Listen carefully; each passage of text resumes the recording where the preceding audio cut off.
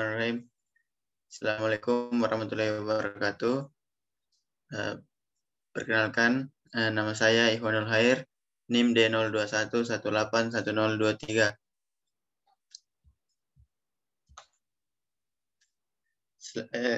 Yang pertama, di kelompok saya terdiri dari tiga orang. Yang pertama saya Ikhwanul Khair, yang kedua Saldi, yang ketiga Muhammad Sarul Ramadan.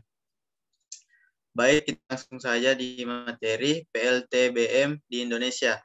Dalam materi ini ada 4 pokok yang kami presentasikan. Yang pertama yaitu background berdasarkan buku Outlook Energi dan ISO. Yang kedua, raw material atau bahan baku, yaitu bahan baku yang digunakan pada PLTBM tersebut. Yang ketiga, jenis produk yang dihasilkan. Yang keempat, kapasitas listrik yang dihasilkan. Adapun topik yang kami angkat yaitu pembangkit listrik tenaga biomasa Siantan, PLT biomasa swasta pertama di Kalimantan Barat. PLTBM Siantan, PLT biomasa swasta pertama Kalimantan Barat. Pembangkit listrik tenaga biomasa atau PLTBM ini berkapasitas 15 MW di Desa Wajok Hulu, Kecamatan Siantan, Kabupaten Mempawah, Provinsi Kalimantan Barat. Merupakan pengemban pembangkit tenaga listrik swasta atau Independent Power Producer atau IPP PLTBM pertama di Kalimantan Barat. PLTBM ini mulai beroperasi sejak 23 April 2018 menggunakan teknologi gasifikasi yaitu boiler dengan tipe water tube dengan bahan bakar yang berasal dari cangkang, kelapa sawit, dan kayu, sekam padi, tongkol jagung, ampas tebu, serbuk kayu, dan limbah pertanian lainnya. Kami berharap peresmian pembangkit listrik tenaga biomasa atau PLTBM Siantan 15 gigawatt yang menggunakan bahan baku ramah lingkungan ini dapat mendukung perusahaan listrik negara atau PLN dalam memperbaiki bauran energi atau energi mix serta ketergantungan terhadap fosil fuel, ujar Menteri PPN atau Kepala Bappenas Bambang Brojonegoro saat meresmikan PLTBM Siantan hari ini. Tidak hanya IPP pertama di Kalimantan Barat, PLTBM Siantan juga merupakan satu-satunya pembangkit energi terbarukan yang memberikan dampak langsung terhadap ekonomi masyarakat di sekitar pembangkit melalui pengadaan bahan bakar biomasa yang menggunakan limbah pertanian atau perkebunan atau logistik bahan bakar. Selain itu, PLTBM ini juga menggerakkan hutan rakyat, hutan desa, dan hutan tanaman rakyat dengan penanaman tanaman short kopis yang dapat digunakan sebagai bahan bakar. LTBM ini mampu beroperasi dengan capacity factor di atas 85% atau kurang lebih 7.500 jam dalam 1 tahun. Tidak bersifat intermittent atau berjeda dan dapat dijadikan baseload, menghasilkan 75 juta kWh energi bersih atau setara dengan 25.000 ton CO2 dan memanfaatkan abu sisa pembakaran sebagai pupuk. Ya, baik, di sini saya akan menjelaskan mengenai PLTB Siantan atau PLTB biomasa swasta pertama kali di Kalimantan Barat. Listrik yang dihasilkan PLTB Siantan tersebut nantinya akan disalurkan melalui jaringan 20 kV atau KV milik PLN sepanjang 5,6 km sirkuit.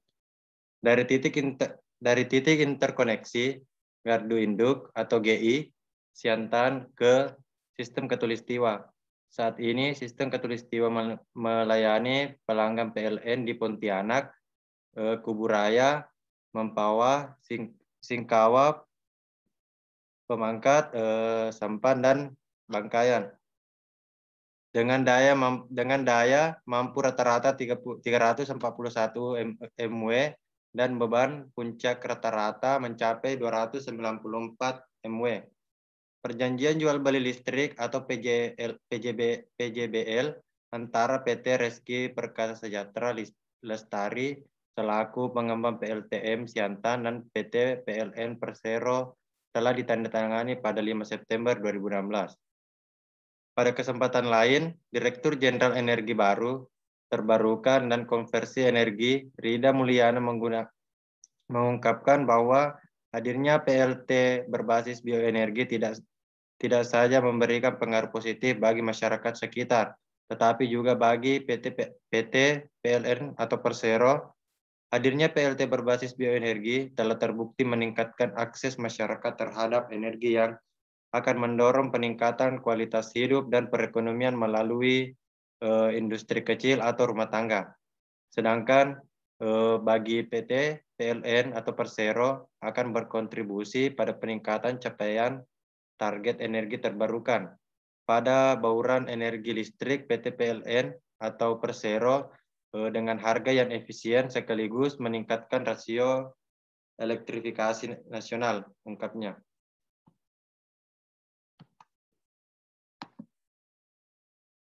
Kemudian saat ini terdapat lebih dari 7.000 pabrik kelapa sawit dengan potensi limbah cair atau POME yang dapat dikonversi menjadi listrik dengan kapasitas 800 MW. Selain itu, berdasarkan dari kata Kementerian Lingkup Hidup dan Kehutanan, terdapat lebih dari 70 juta hektar lahan terdegrasi. Belum lagi bahan bekas tambang yang dapat kita manfaatkan menjadi hutan tanaman energi. Hal ini menjadi pekerjaan rumah bersama agar potensi yang besar tersebut dapat dikonversi menjadi energi hijau untuk memenuhi kebutuhan energi masyarakat dan mencapai target penurunan emisi gas rumah kaca sebagai komitmen pemerintah dari Paris Agreement untuk mengurangi emisi sebesar 29% pada tahun 2030. PLTBM Siantan menjadi salah satu bukti dukungan nyata dari pengembang dalam mendukung program pemerintah agar target kapasitas terpasang PLT berbasis bioenergi mencapai 5,5 GW pada tahun 2025.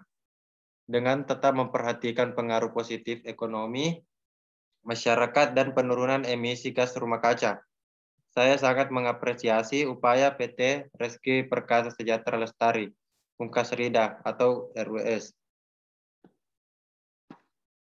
Kemudian background produksi listrik. Untuk memenuhi permintaan listrik yang naik sebesar 9 kali lipat dari tahun 2018, maka produksi listrik pada tahun 2050 akan mencapai 2.562 TWh atau BAU, 2.167 TWH atau PB, dan 1.838 TWH atau RK, dengan asumsi bahwa kerugian dalam transmisi dan distribusi sekitar 10%. Produksi listrik pembangkit berbahan bakar batubara masih akan mendominasi pada masa mendatang. Namun, pangsangnya terhadap total produksi listrik semakin menurun dari 57% di tahun 2018 menjadi 41% atau BAU, 39% PB, 32% RK pada tahun 2050. Sebaliknya, pangsa produksi listrik dari pembangkit EBT terhadap produksi listrik akan meningkat dari 12,4% pada tahun 2018 menjadi 27% BAU, 28% PB, dan 63% RK pada tahun 2050. Program pengurangan penggunaan BBM pada pembangkit listrik mempengaruhi produksi listrik dari PLT yang terus menurun dengan pangkas kurang dari 0,05% pada tahun 2050. Untuk ketiga skenario, PLTB diprioritaskan untuk daerah terpencil dan pulau-pulau terluar.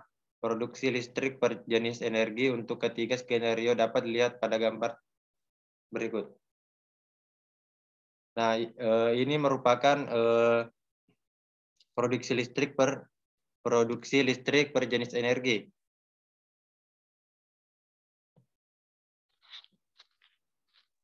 Bismillahirrahmanirrahim. Assalamualaikum warahmatullahi wabarakatuh. Baik, saya akan melanjutkan presentasi bioenergi. Pertama itu raw material atau bahan baku. PLTBM ini mulai beroperasi sejak 23 April 2018 menggunakan teknologi gasifikasi, yaitu boiler dengan tipe water tube dengan bahan bakar yang berasal dari cangkang kelapa, sawit, dan kayu, sikam padi, tongkol jagung atau ampas tebu, serbuk kayu, dan limbah pertanian lainnya. Selanjutnya, jenis produk yang dihasilkan PLTBM ini mampu beroperasi dengan kapasitas faktor di atas 85% atau kurang lebih 7.500 jam dalam 1 tahun. Tidak bersifat intermittent, bertidak, dan dapat dijadikan base load, menghasilkan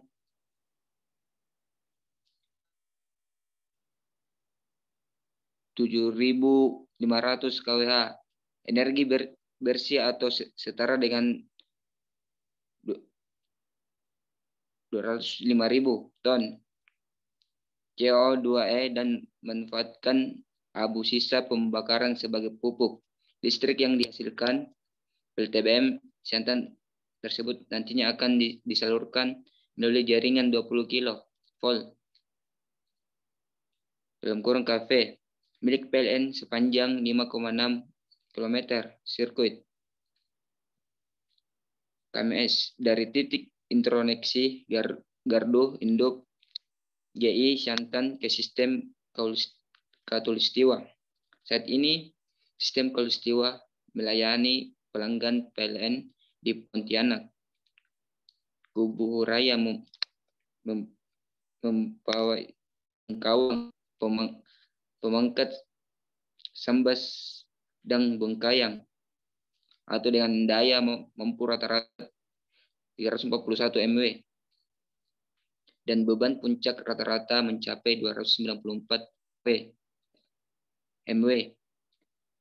Perjanjian jual beli listrik PJBL antara PT Reski Perkasa Sejahtera Lestari selaku pengembang PLTBM Siantan dan PT PLN Persero telah ditandatangani pada 5 September 2016. Selanjutnya itu kapasitas listrik yang dihasilkan dengan daya mampu rata-rata 341 MW dan beban puncak rata-rata mencapai 294 MW. Baik, terima kasih kepada Saudara Saldi dan Mama Sarul. Baik, cukup sekian dari kelompok kami. Lebih dan kurangnya mohon dimaafkan. Assalamualaikum warahmatullahi wabarakatuh.